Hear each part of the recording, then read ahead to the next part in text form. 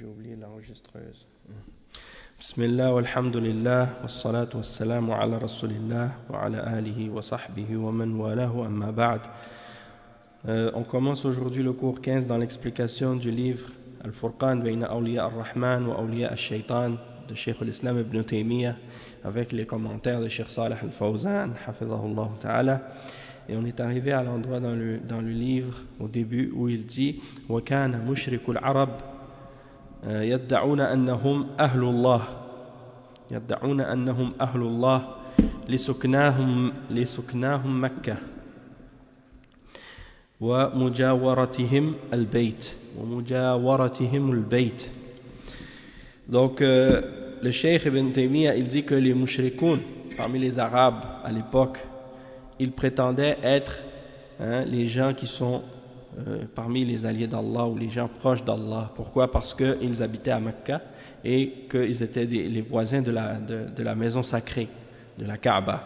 Donc, à cause de leur proximité de la Mecque et de la Kaaba, ils pensaient qu'ils étaient le peuple d'Allah. Et le Cheikh, il explique, Cheikh Al-Fawzan, il dit وَكَانَ أَهْلُ مَكَّةِ يَفْتَخِرُونَ عَلَى غَيْرِهِمْ بِأَنَّهُمْ سكان الحرم وأنهم سدنة البيت وأنهم يخدمون البيت ويبنونه استكبروا به على الناس وظنوا أن هذا يكفيهم عند الله عز وجل وقد قال الله سبحانه وتعالى وما لهم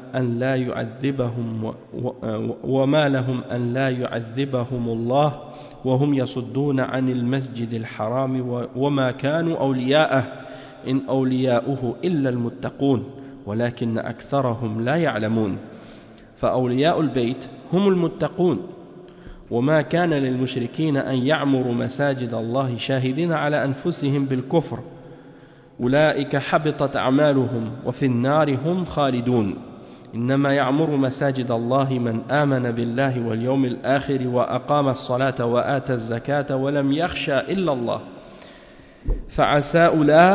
فعسى أولئك أن يكونوا من المهتدين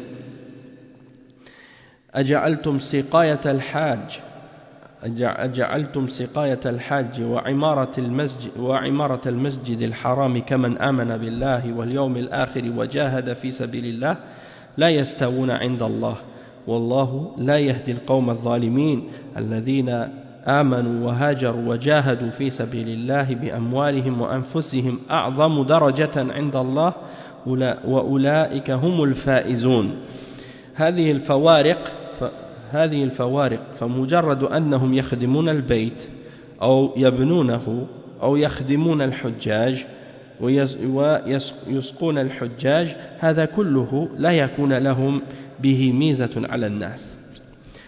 Ça c'est un point important aussi, il y a beaucoup de fawaid, il y a beaucoup de choses bénéfiques dans ce passage.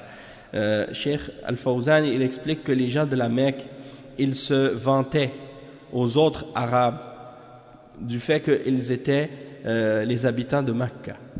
Il dit nous on est meilleurs que les autres parce qu'on habite à Mecca, on habite dans le haram, dans la terre sacrée, et nous sommes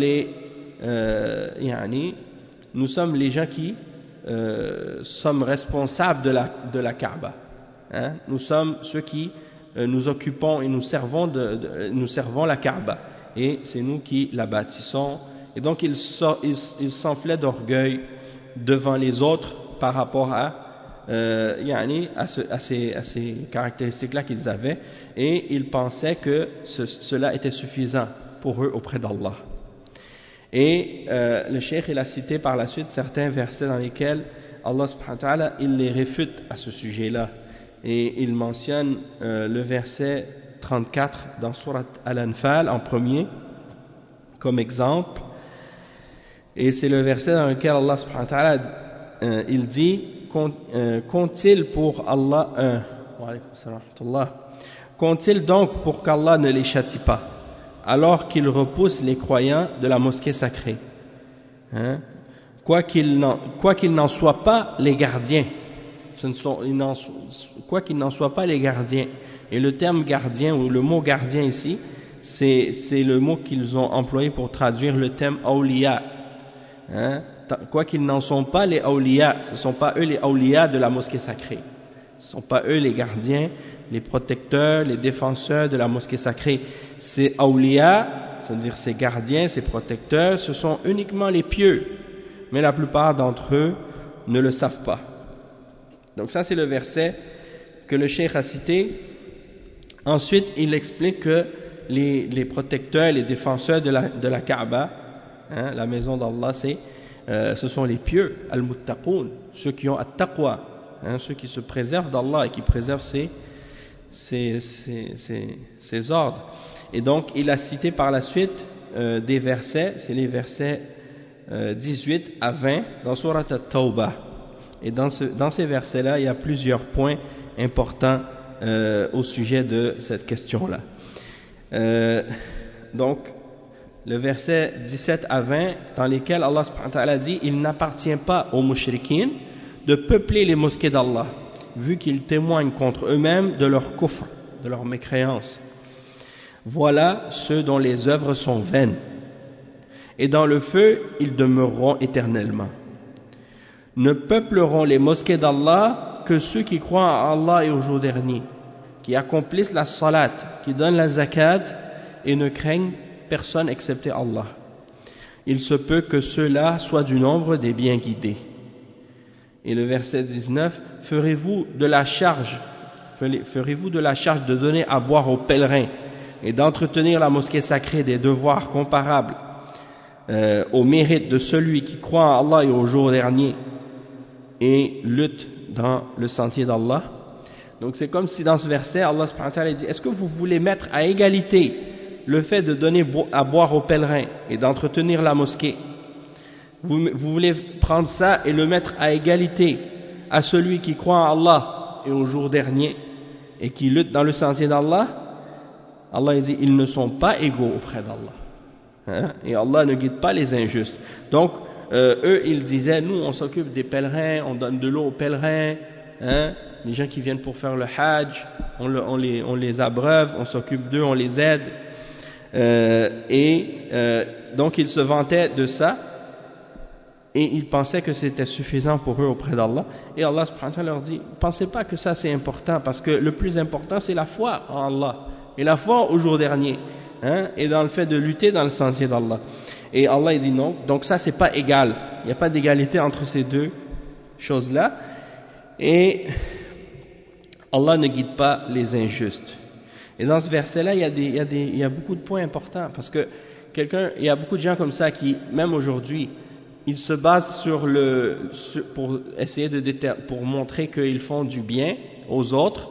Ils disent, nous on aide les pauvres, on nourrit les gens, on fait des actions humanitaires, on fait ci, on fait ça, alors que ce sont des kuffars, ou des juifs, ou des chrétiens, ou des athées qui ne croient pas au jour dernier et en Allah, ou qui font le shirk avec lui, et ils pensent que de faire ça, ça les rend meilleurs que les croyants, hein?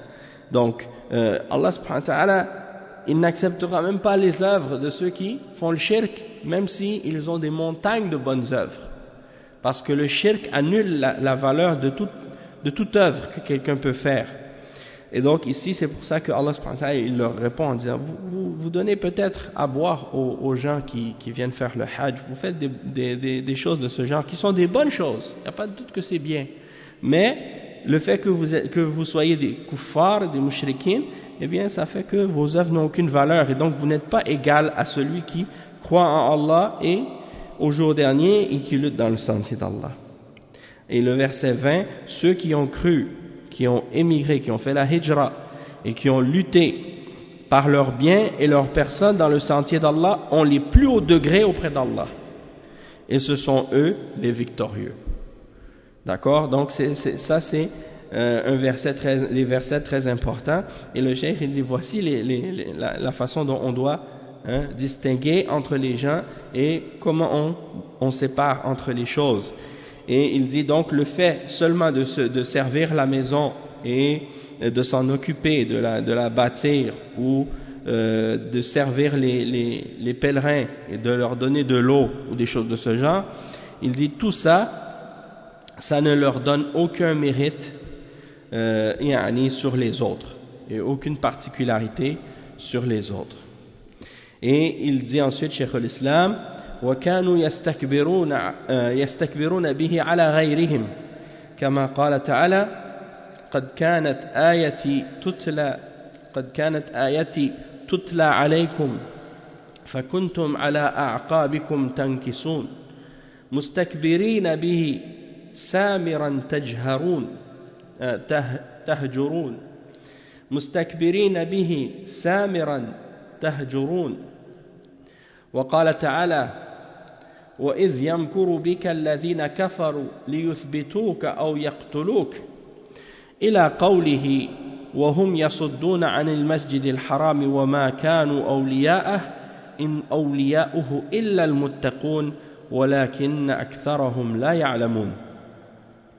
Donc le cheikh maintenant Ibn Taymiyyah il dit qu'il s'enflait également d'orgueil devant les autres à cause de, comme on a dit tout à l'heure, à cause des choses qu'il faisait comme service pour les pèlerins et pour la maison sacrée d'Allah, la Kaaba.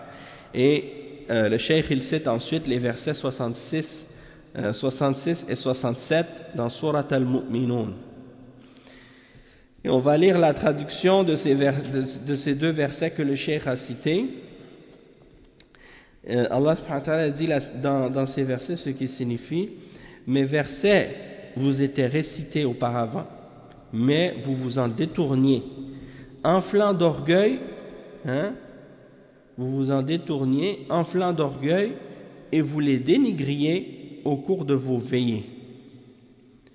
Et il mentionne ensuite dans le verset 30 dans Surat Al-Anfal, le verset 30 dans Surat Al-Anfal jusqu'au verset 34. Donc on va lire ces versets-là aussi. C'est les versets qui sont devant ceux qu'on a lus tout à l'heure, ou devant celui qu'on a lu tout à l'heure. Donc, les versets 30 à 34. Il dit ce qui signifie: et rappelle-toi le moment où les mécréants complotaient contre toi pour t'emprisonner, ou t'assassiner, ou te bannir. Ils complotèrent, mais Allah a fait échouer leur complot. Et Allah est le meilleur des stratagèmes. Et lorsque nos versets leur sont récités, ils disent: nous avons écouté, certes. Si nous voulions, nous dirions pareil à cela. Ce ne sont que des légendes anciennes. Et quand ils dirent: ô Allah, si cela est la vérité de ta part, alors fais pleuvoir du ciel des pierres sur nous, ou fais venir sur nous un châtiment douloureux.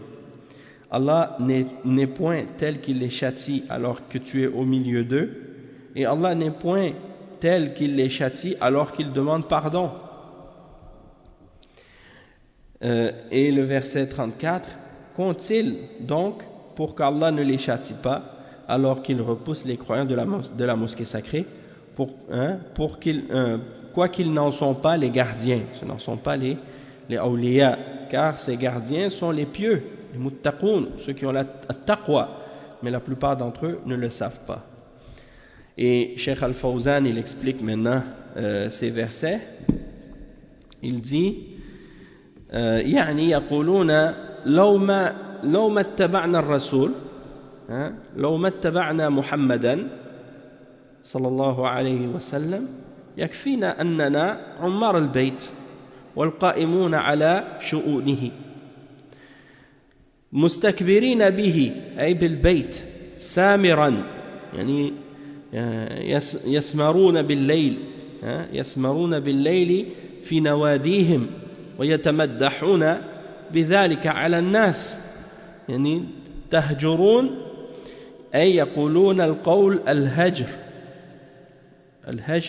والقول القبيح سامرا تجهرون يعني سمركم بالليل كله بالكلام الهجر الكلام الفاحش البذيء وهذا رد عليهم. Donc ici le cheikh il explique, Cheikh Al-Fawzan, que le premier verset que le cheikh il a cité, le verset 66 et 67 dans Surat Al-Mu'minun, ça signifie que les mushrikoun ils disaient même si on ne suit pas le messager, même si on ne suit pas Muhammad sallallahu alayhi wa sallam, c'est suffisant pour nous que nous peuplions la mosquée et qu'on s'occupe des gens qui viennent faire le pèlerinage, qui viennent faire le hajj et qu'on s'occupe de la Kaaba. Ça c'est suffisant comme bien. On n'a pas besoin de suivre le prophète Mohammed sallallahu alayhi wa sallam. Hein? Donc ils pensent que ça leur suffit. Mustakbirina bihi, c'est-à-dire ils s'enflent d'orgueil par rapport à la maison sacrée de la Kaaba. Donc parce qu'ils s'occupent de la maison sacrée, ils pensent que c'est suffisant pour eux et ils s'enflent d'orgueil de ça. Samiran, et le cheikh explique que c'est Samiran, ça veut dire yasmaruna bil layl, c'est-à-dire ils restent la nuit à discuter dans leur lieu de rencontre. Là ils se réunissent la nuit pour parler, pour boire, pour discuter entre eux, et ils se glorifient de ce genre de choses. Comme si c'est nous les responsables de la Kaaba, c'est nous qui nous occupons de la maison sacrée et ainsi de suite. Et Allah subhanahu wa ta'ala il les décrit en disant tahjurun. Tahjurun, c'est-à-dire vous dites des paroles qui sont des paroles vulgaires, obscènes, des paroles laides. Donc ils passent leur nuit réunis comme ça ensemble dans leur lieu de réunion où ils se réunissent pour discuter et pour parler, et ils parlent des paroles obscènes de cette façon, et Allah les réfute de cette façon. Il dit ensuite l'explication des autres versets qu'on a lus. اجتمعوا في دار الندوة التي يجتمع فيها خبراؤهم وأهل الرأي منهم ماذا يفعلون بمحمد الذي سب آلهتهم وسفه أحلامهم. وأيضا لما هاجر أصحابه إلى المدينة خافوا أن يلحق بهم فتتكون له قوة فيغزوهم ويسيطر عليهم، وأرادوا منعه من الهجرة واللحاق بأصحابه فاجتمعوا في دار الندوة يتشاورون ماذا يفعلون به. قال بعضهم يحبس ليثبتوك، والإثبات معناه الحبس، ويحبس حتى يموت كما مات غيره من الشعراء. أم يقولون شاعر نتربص به ريب المنون، يعني ينتظرون لما يموت، ينتظرون لما يموت. يحبس ويترك في الحبس إلى الموت حتى لا يهاجر ويذهب لأصحابه، أو يقتلوك، يعني ينهون حياته، ينهون حياتك ويستريحون منك، أو يخرجوك، يعني يطردونك من مكة حتى لا تفسد عليهم أمرهم، ويطردونك من مكة ومن الحرم حتى لا تفسد عليهم أمرهم. جاءهم الشيطان في صورة إنس فقال لهم اجمعوا جماعة من الفتيان من كل قبيلة فتى قوي وأعطوهم الرماح، فإذا خرج محمد فإنه يطعنونه طعنة رجل واحد فيتفرق دمه في القبائل، فلا تقدر قريش على أخذ القبائل كلها. فقالوا هذا هو الرأي، فجاءوا بالفتيان ومعهم السلاح ويتربصون لخروج النبي صلى الله عليه وسلم، فالله أخرجه من بينهم وهم لا يشعرون، وترك عليا رضي الله عنه على فراشه ينتظرون إليه أو ينظرون إليه ويظنون أنه الرسول، وخرج من بيته لا يشعرون به، أخرجه الله من بينهم وذر التراب على رؤوسهم، ثم خرج إلى أبي بكر رضي الله عنه، وخرج الاثنان إلى غار ثور واختفيا فيه حتى انقطع عنهم الطلب، ثم ذهبا إلى المدينة بسلام وأمان من الله سبحانه وتعالى حتى وصلوها، وَلَحِقَ بِأَصْحَابِهِ. On va traduire cette partie. Le cheikh explique que les mushrikoun, Allah subhanahu wa ta'ala, il mentionne dans le verset qu'on a lu que lorsque les mécréants ont essayé de comploter pour essayer de t'emprisonner ou bien de te tuer. Et dans ce verset, le verset 30, dans Surat Al-Anfal, le cheikh il parle de cette situation-là en disant que les mushrikoun s'étaient réunis dans Dar al-Nadwa. Dar al-Nadwa, c'est l'endroit où ils se réunissaient pour parler. Et les gens importants parmi eux, les gens dont on écoutait les opinions, ils se réunissaient à cet endroit-là pour discuter. Et il dit également, donc, quand ils se réunissaient, qu'est-ce qu'ils disaient? Ils disaient, bon, qu'est-ce qu'on va faire avec Muhammad sallallahu alayhi wa sallam? Qu'est-ce qu'on va faire avec le prophète Muhammad sallallahu alayhi wa sallam? Eux, ils ne croyaient pas que c'était le prophète d'Allah, alors ils disaient juste son prénom de cette façon. Qu'est-ce qu'on va faire avec Muhammad qui insulte nos idoles, hein? Et eux, ils disaient, bon, si on le laisse partir à Médine, parce que ses compagnons avaient commencé à faire la hijra, donc ils ont dit, si on le laisse partir à Médine et qu'il les rattrape et qu'il les rejoint, eh bien il va avoir une force et il va pouvoir nous combattre, il va pouvoir avoir le dessus sur nous. Donc ils ont voulu l'empêcher de faire la hijra, hein, et l'empêcher de rejoindre ses compagnons. Alors ils se sont réunis dans Dar al-Nadwa pour se consulter, pour savoir quoi faire. Et donc certains d'entre eux ont dit, on va l'enfermer, hein, on va l'enfermer, on va l'emprisonner. Liyuthbitouk, hein, al-ithbat, il dit, ça veut dire al-habs, c'est-à-dire le fait de l'enfermer, de l'emprisonner jusqu'à la mort, comme ils ont fait à certains d'entre les poètes, hein, parfois, comme Allah il le dit dans le verset 30 en surat At-Tur, Am yaquluna sha'irun natarabbasu bihi rayb al-manun. Ils disent, on va faire avec lui. Ils disent, hein, est-ce qu'ils disent que c'est un poète? On va le retenir jusqu'à la mort, hein, on va le retenir, c'est-à-dire on va l'emprisonner jusqu'à la mort, hein, comme ça il ne va pas faire la hijra vers ses compagnons, hein, il ne va pas partir pour les retrouver. Aw yaqtuluk, hein, wa alaykum salam wa rahmatullah. Ou bien ils veulent tuer le prophète sallallahu alayhi wa sallam, c'est-à-dire ils vont terminer sa vie, comme ça ils vont avoir le repos, hein, ils vont être reposés du prophète. Aw yukhrijuk, hein, ou bien ils le chassent, ils l'exilent de la Mecque, hein, ils le chassent, comme ça il ne va pas vous déranger dans vos affaires, hein, ils vont le faire quitter la Mecque et le haram.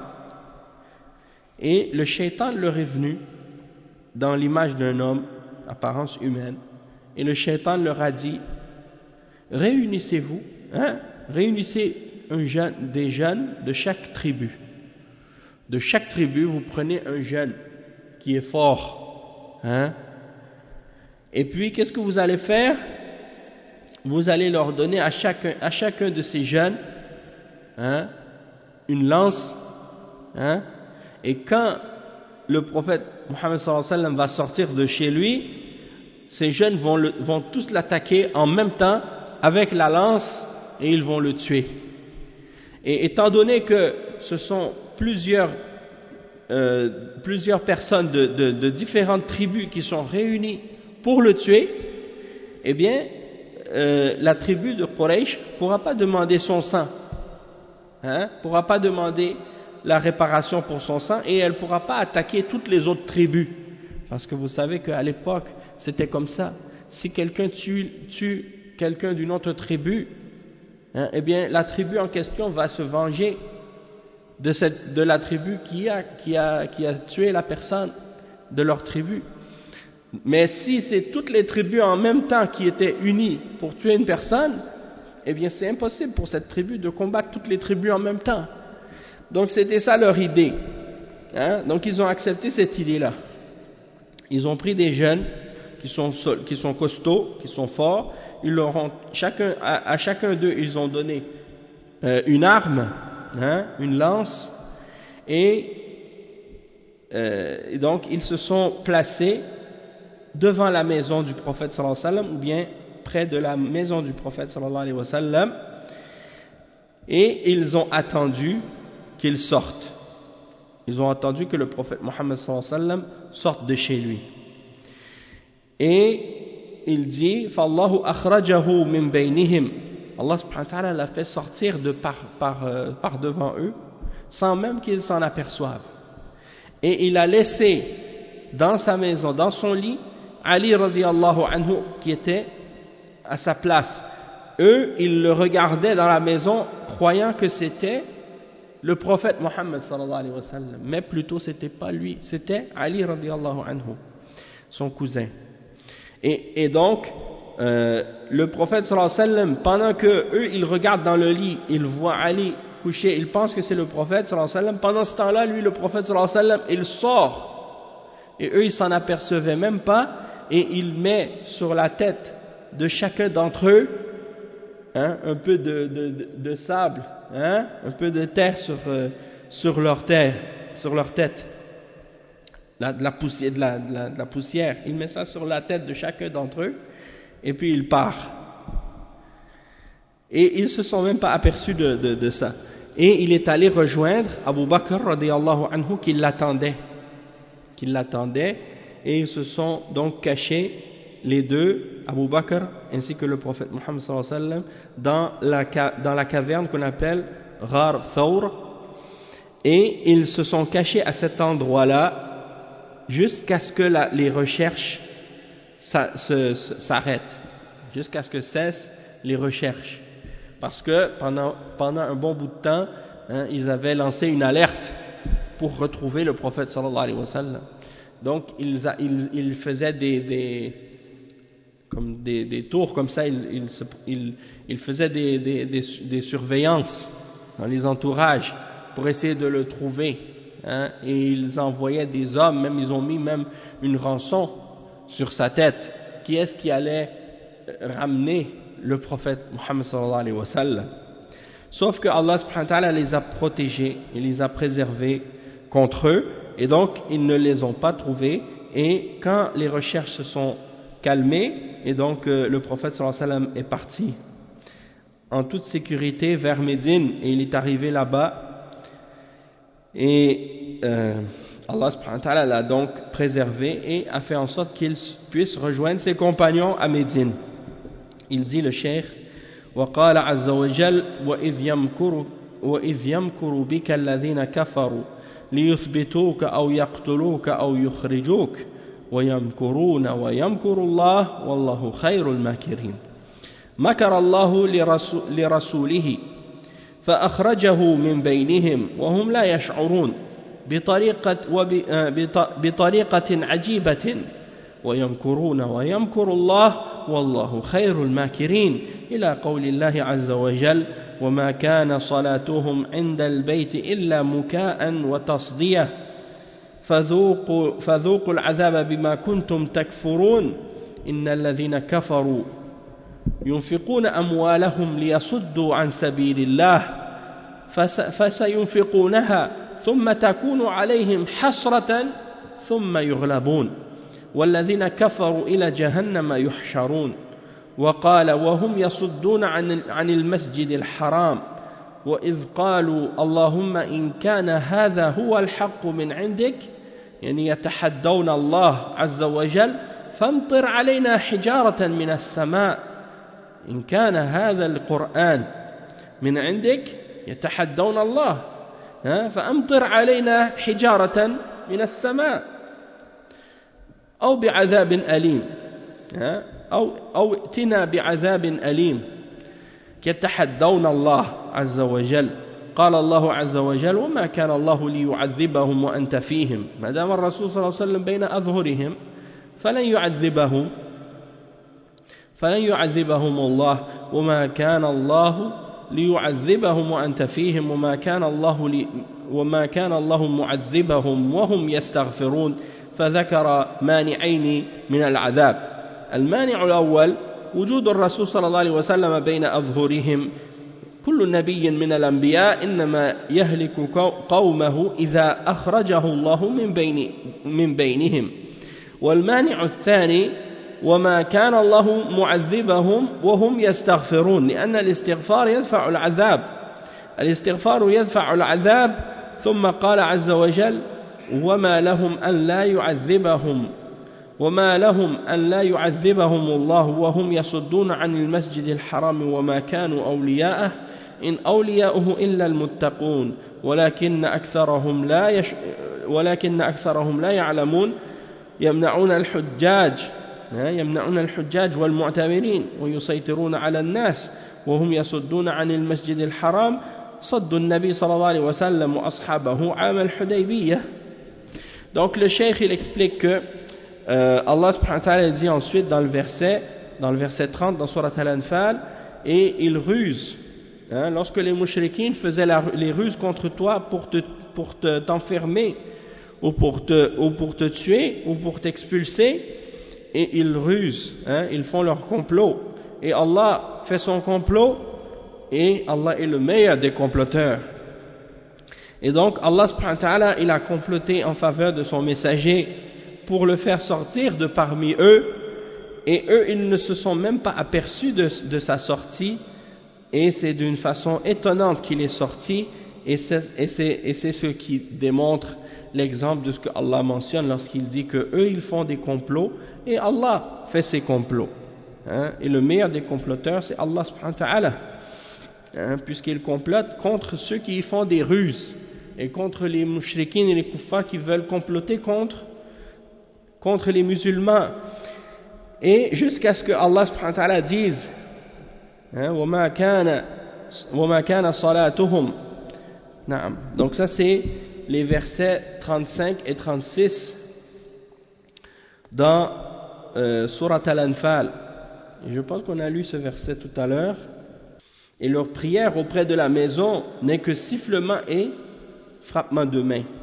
Donc c'est comme ça qu'ils faisaient leur prière. Quand ils faisaient le tawaf autour de la Kaaba, ils tapaient des mains et ils sifflaient. C'était ça leur prière. Allah al-Musta'an. Et il dit ensuite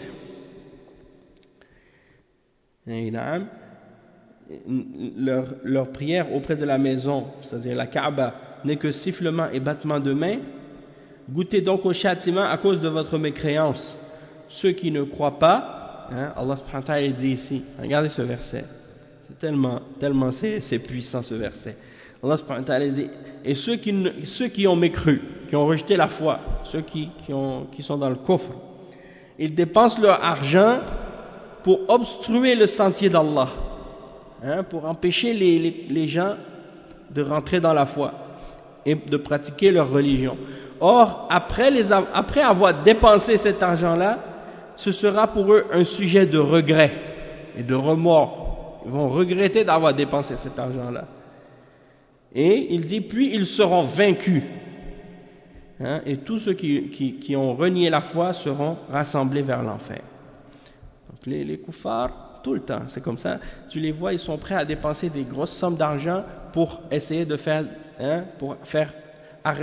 arrêter l'avancement de l'islam, essayer d'empêcher les croyants de pratiquer leur religion. Ils dépensent beaucoup d'argent, des grosses sommes d'argent pour ça.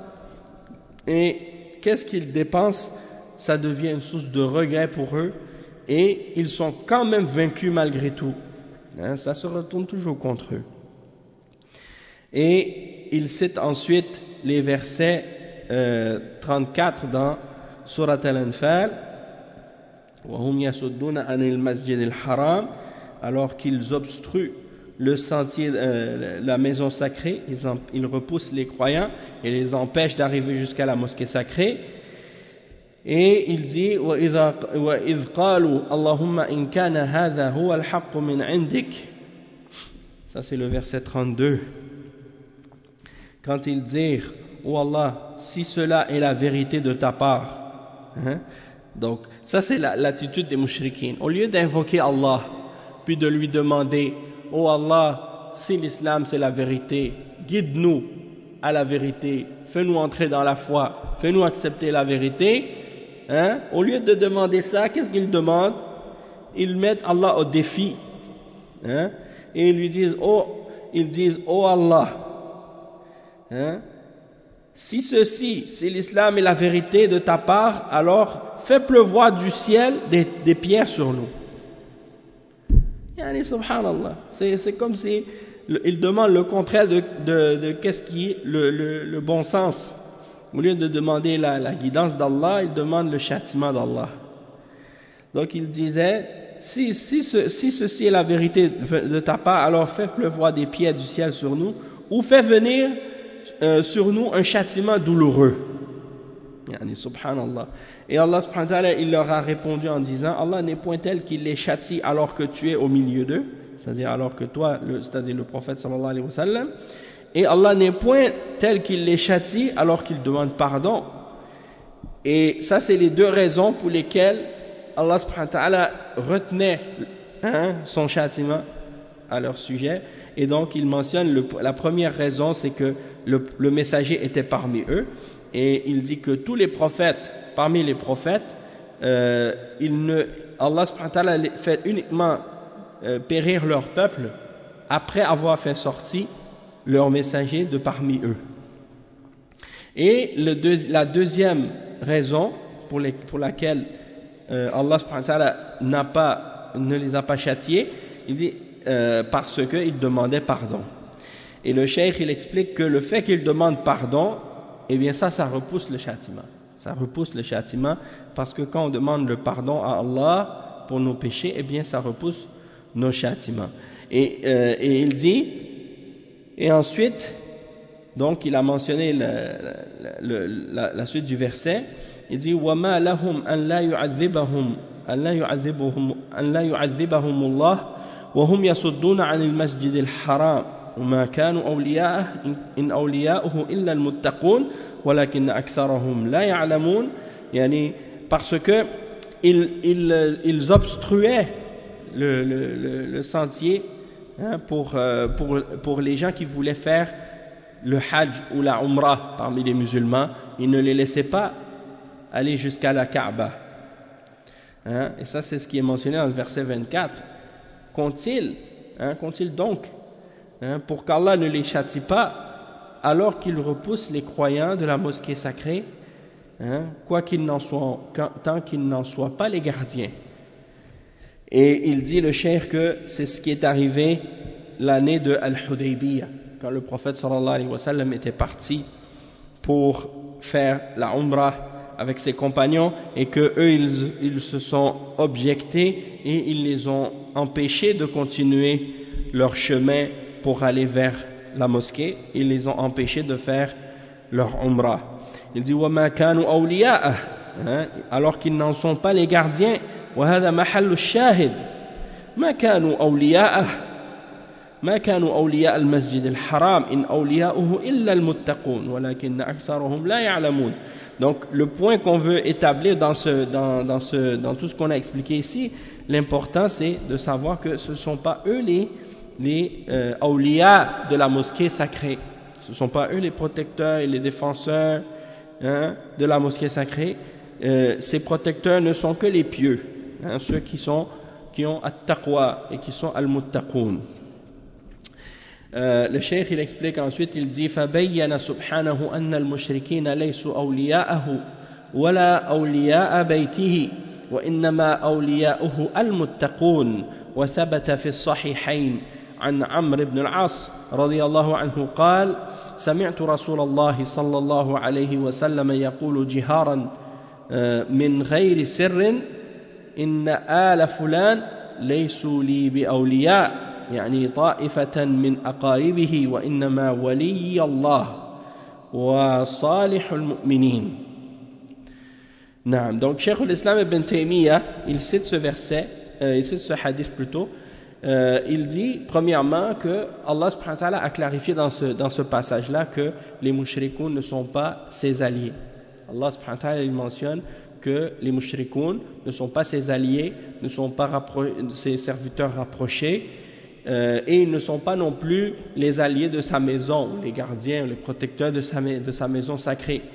Parce que les alliés d'Allah sont uniquement les pieux, al-muttaqoun.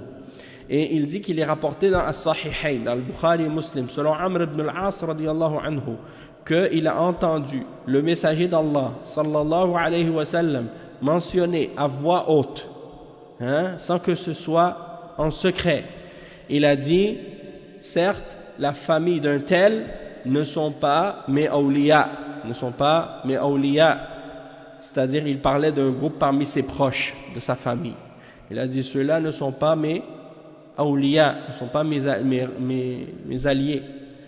Mes alliés sont uniquement Allah et les pieux parmi les croyants. Et le Cheikh Al-Fawzan, il explique, il dit وَهَذَا الْفَاصِلُ فِي الْقَضِيَّةِ أَنَّ مُجَرَّدَ دَعْوَى الْوِلَايَةِ لَا يَكْفِي حتى يكون الدليل عليها وهو التقوى فمن ادعى الولاية ينظر في عمله فإن كان عمله صالحا وكان يتقي ربه سبحانه وتعالى فهو ولي أما إن كان بخلاف ذلك فهو ولي للشيطان وليس وليا للرحمن هذا فيه الفرقان بين أولياء الرحمن وأولياء الشيطان. Le cheikh il explique que c'est ça qui vient trancher ici dans cette affaire.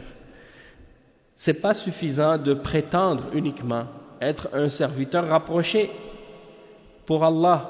C'est pas suffisant de le prétendre jusqu'à ce qu'on ait établi la preuve à ce sujet-là, c'est-à-dire la piété.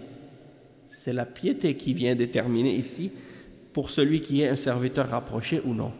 Et il dit donc celui qui prétend d'être un wali, qui dit moi je suis un wali d'Allah, et qui prétend être un serviteur rapproché d'Allah, on doit analyser ses actions, on doit analyser ses œuvres. Si ses œuvres sont bonnes, et si c'est quelqu'un qui fait preuve de taqwa envers son Seigneur, c'est-à-dire il fait ce que Allah lui ordonne et il s'écarte de ce que Allah a interdit, il fait ce que le messager ordonne, il s'écarte de ce que le messager a interdit et il suit la charia d'Allah, alors dans ce cas-là, qu'est-ce qu'on va dire? On va dire oui, lui c'est un wali d'Allah. Tandis que si c'est quelqu'un qui contredit cela, alors on va dire que c'est un wali du shaitan, c'est un allié, un rapproché du shaitan, et il n'est donc pas un wali de Ar-Rahman. Donc c'est ça le discernement entre les alliés d'Ar-Rahman, Allah, et les alliés du shaitan, le diable.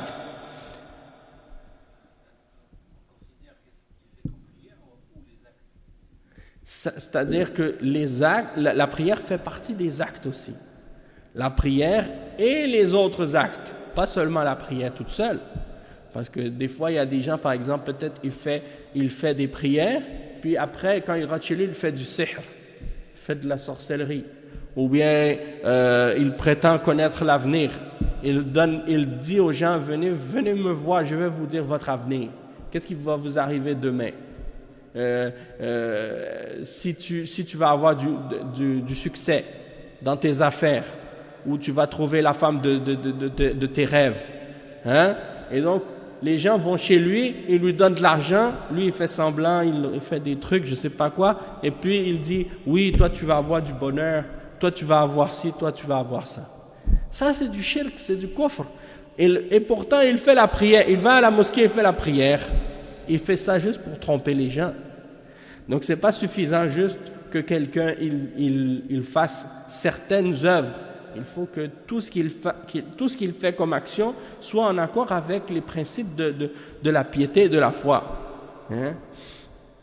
Et le cheikh il dit, donc à la suite de ce passage-là, il dit inna awliya'uhu illa al-muttaqun. يعني معناه أن هذا حصر للولاية في المتقين ومعناه أن غير المتقين ليسوا أولياء الله وإنما هم أولياء الشيطان. Donc Allah subhanahu wa ta'ala il dit ses serviteurs ou ses gardiens rapprochés ne sont que les pieux. Ça veut dire que Allah a restreint cette walaya, il a fait en sorte que ce soit seulement les muttaqoun qui puissent être des serviteurs rapprochés. Et donc ça veut dire que ceux qui ne font pas partie des muttaqoun, et on a expliqué déjà al-muttaqoun, qu'est-ce que ça veut dire? Ça veut dire ceux qui obéissent à Allah et qui s'écartent de ce qui est interdit, et ceux donc qui font ça par espoir en la récompense d'Allah et qui s'écartent de ce qu'il a interdit par crainte de son châtiment, ceux-là sont les muttaqoun. Et ce sont les awliya d'Allah, ce sont des serviteurs rapprochés d'Allah, tandis que ceux qui ne sont pas parmi les muttaqoun ne sont pas les awliya d'Allah, ce sont uniquement les awliya du shaitan. Il dit وأقارب الرسول صلى الله عليه وسلم إذا كانوا على الكفر فليسوا أولياءه صلى الله عليه وسلم وإن أولياؤه إلا الله وصالح المؤمنين أولياء الرسول صلى الله عليه وسلم هم الله وهو وليه وصالح المؤمنين انظر صالح المؤمنين وهذا هو الولي صالح المؤمنين فدل على أن مجرد القرابة من الرسول صلى الله عليه وسلم لا تنفع وإنما الذي ينفع هو العمل الصالح ولو لم يكن من أقارب الرسول صلى الله عليه وسلم فأبو لهب عم الرسول صلى الله عليه وسلم وهو في النار وأبو لهب أبو طالب وكل من لم يؤمن بالرسول صلى الله عليه وسلم فهو في النار وهم أعمامه وبلال وسلمان بلال الحبشي وسلمان الفارسي وصهيب الرومي وغيرهم هؤلاء يعني أرقى مماليك أرقاء مماليك وصاروا سادات في أولياء الله بإيمانهم بالله عز وجل وباتباعهم للرسول صلى الله عليه وسلم. Donc le cheikh il dit les proches du messager, ses proches, sa famille, ses oncles, et les autres parmi les gens qui sont dans sa famille. Il dit, s'ils étaient dans la mécréance, dans le kufr, eh bien, ils ne sont pas des alliés du messager, sallallahu alayhi wa sallam, même s'ils sont des proches du messager. Il dit, les alliés du messager sont uniquement Allah et les pieux parmi les croyants. Il dit, les awliya, les alliés du messager, ce sont uniquement Allah, et Allah est son protecteur, et les pieux parmi les croyants, et donc il dit, regardez, les pieux parmi les croyants, c'est lui le wali. Ceux qui sont pieux et qui sont vertueux parmi les croyants. Et donc ça c'est la preuve que le simple fait d'avoir un lien de parenté avec le messager d'Allah, sallallahu alayhi wa sallam, ça ne servira à rien à la personne. La seule chose qui sera bénéfique et qui profitera à quelqu'un au jour de la résurrection, c'est ses bonnes œuvres. C'est pas le fait d'avoir des liens de parenté, ça ne va pas t'aider. Et il dit donc, même si quelqu'un ne fait pas partie des proches du messager ou de la famille du messager sallallahu alayhi wa sallam, mais qu'il faisait des bonnes œuvres, eh bien il sera parmi les serviteurs rapprochés d'Allah. Il dit, regardez par exemple Abu Lahab, c'était l'oncle du prophète sallallahu alayhi wa sallam, alors qu'il est dans l'enfer. Et regardez Abu Talib, Abu Lahab, c'est des oncles du prophète, sauf qu'ils n'ont pas cru au messager d'Allah sallallahu alayhi wa sallam. Et donc ils sont dans l'enfer à cause de ça, malgré qu'ils sont ses oncles. Tandis que Bilal, qui est un Éthiopien, Salman, qui est un Perse, et Suhaib, qui est romain, et d'autres également parmi les gens qui ont été même des esclaves, ils ont été pris en esclavage, et ils sont devenus parmi les meilleurs, parmi les rapprochés d'Allah dans leur foi, à cause de leur foi en Allah, et à cause du fait qu'ils ont suivi le messager d'Allah sallallahu alayhi wa sallam.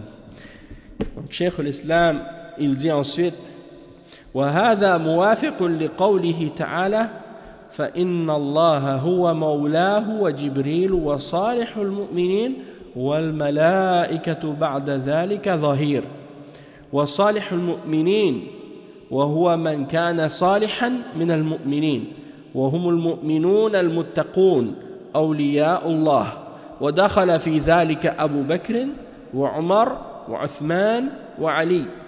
Donc le cheikh il explique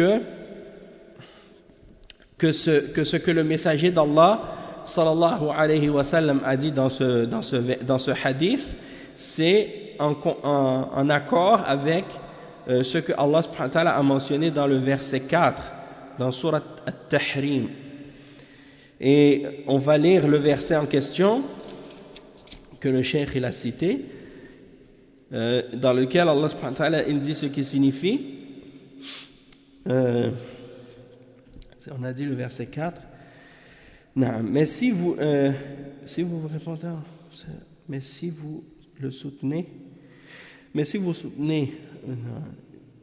alors ses alliés seront Allah, Jibril, l'ange Gabriel, wa salihul mu'minin, et les pieux parmi les croyants. Et les anges sont par surcroît son soutien. Les anges sont par surcroît son soutien.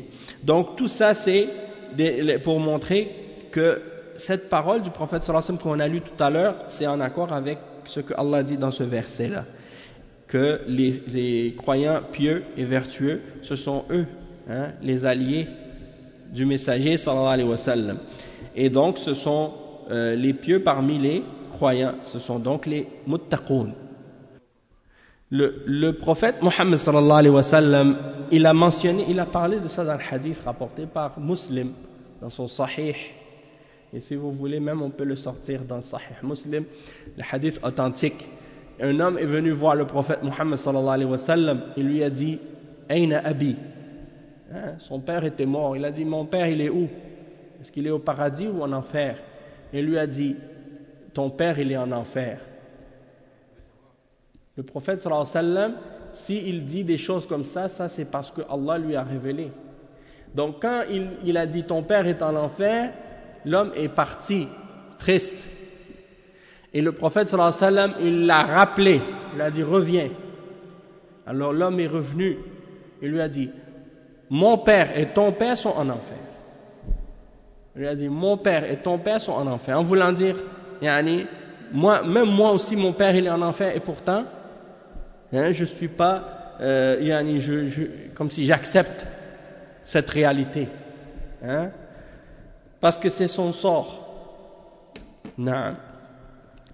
Donc ça c'est qu'est-ce qui est rapporté dans le hadith authentique du messager sallallahu alayhi wa sallam à ce sujet-là. Donc c'est pas une question de lien de parenté. Même le père de Ibrahim alayhi salam, il est en enfer.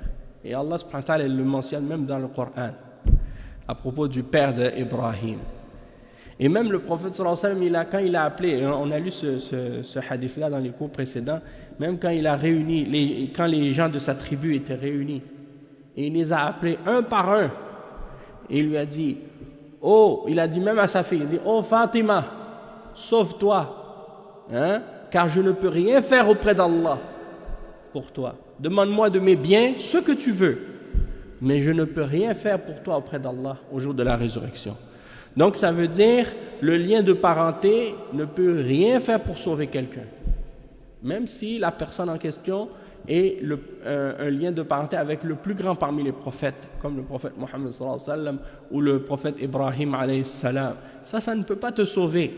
Donc ça réfute complètement ceux aujourd'hui qui prétendent que parce qu'ils ont un proche qui est un wali, ou qu'ils prétendent que c'est un wali, ou que c'est un cheikh, ou que c'est un marabout, ou que c'est quelqu'un, je ne sais pas, un cheikh d'une tariqa, que ça y est, il va porter le monde sur ses épaules pour les amener au paradis avec lui. Ça c'est batil, c'est faux. Et le cheikh il mentionne ensuite, il dit donc que salihul mu'minin, ce sont les serviteurs pieux, les muttaqoun, les rapprochés d'Allah, les serviteurs rapprochés d'Allah, les awliya d'Allah. Et il dit que parmi ceux-là, il y a ceux qui rentrent dans cette description. Il y a Abu Bakr radiyallahu anhu, Omar ibn al-Khattab, Uthman ibn Affan et Ali ibn Abi Talib radiyallahu anhum. Ce sont les 4 khulafa ar-rashidin. Donc le cheikh il explique, il dit ensuite Cheikh Al-Fawzan il explique ce passage-là, il dit هذا في قصة ما جرى من زوجات النبي صلى الله عليه وسلم مع الرسول صلى الله عليه وسلم من أنه حصل خصوصا عائشة وحفصة رضي الله عنهما منهن شيء من التأثير على الرسول صلى الله عليه وسلم والمضايقة يطالبن بأشياء الرسول صلى الله عليه وسلم لا يقدر عليها إن تتوبا إلى الله فقد صغت قلوبكما يعني عائشة وحفصة رضي الله عنهما وإن تتوبا إلى الله فقد صغت قلوبكما وإن تظاهرا عليه أي تتعاونا على الرسول صلى الله عليه وسلم فإن الله هو مولاه وجبريل وصالح المؤمنين والملائكة بعد ذلك ظهير فهؤلاء هم أولياء الرسول صلى الله عليه وسلم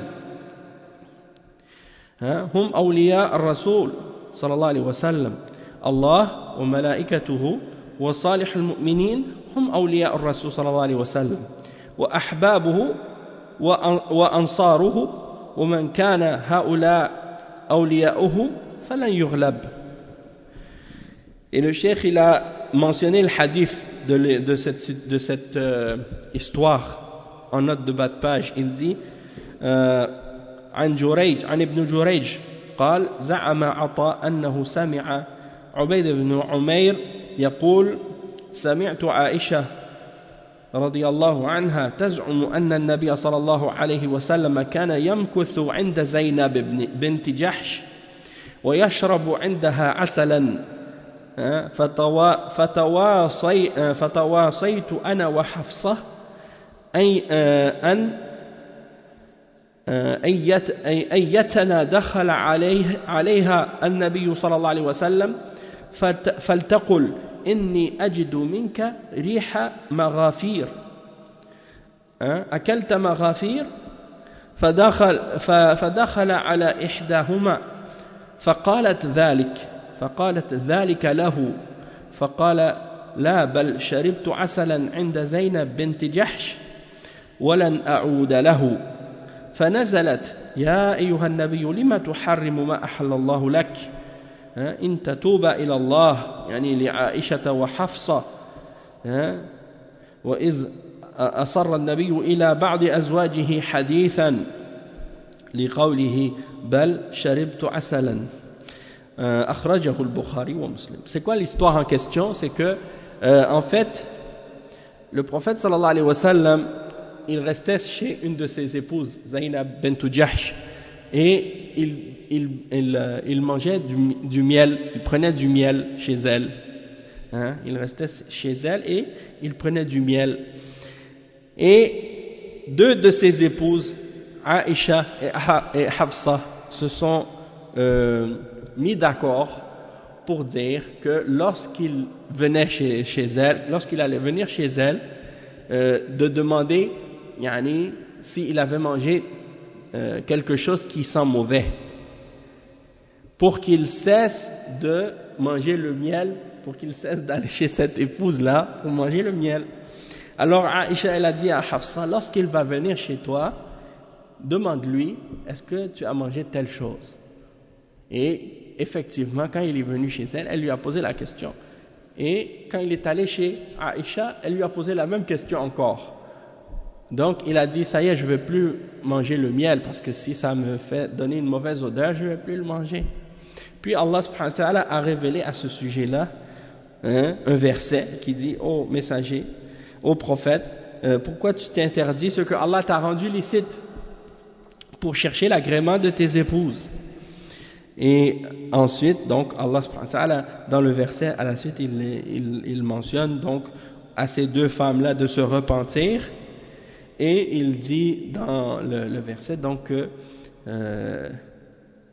si elle récidive et si elle continue, que Allah subhanahu wa ta'ala c'est son allié, ainsi que Jibril et les pieux parmi les croyants et les anges également. Donc c'est ça ce que le cheikh il explique ici. Et ceux dont les alliés sont ceux-là parmi les croyants, alors c'est ceux qu'ils ne seront pas battus. Il dit wa mahall shahid فإن الله هو مولاه وجبريل وصالح المؤمنين فأولياء الرسول صلى الله عليه وسلم هم صالح المؤمنين وليسوا الأقارب في النسب مع عدم الإيمان. Donc il dit que le point dans ce verset, c'est que les proches, les supporters, les défenseurs, les alliés du messager sallallahu alayhi wa sallam, ce sont Allah et Jibril et les pieux parmi les croyants, et non les proches du messager, hein, même s'ils ont des liens de parenté, s'ils n'ont pas la foi, ils ne sont pas les alliés du messager sallallahu alayhi wa sallam. Et il dit ensuite wa qawluhu wa dakhala fi dhalika Abu Bakr wa Umar wa Uthman wa Ali wa haula'i hum sadatu awliya'illah. Abu Bakr wa Umar wa Uthman wa Ali الخلفاء الأربعة وبقية العشرة رضي الله عنهم والصحابة رضي الله عنهم كلهم أولياء الله لكن بعضهم أفضل من بعض. Donc le cheikh il explique que ces quatre parmi les sahaba sont les plus élevés, les plus hauts parmi les alliés d'Allah et parmi les serviteurs rapprochés d'Allah après les prophètes. Abu Bakr, Omar, Uthman, Ali, qui sont les quatre successeurs bien guidés du prophète sallallahu alayhi wa sallam. Et ensuite les 10 premiers au paradis, ce qu'on appelle Al-Ashra, Al-Mubashirina bil-Jannah. Et naam.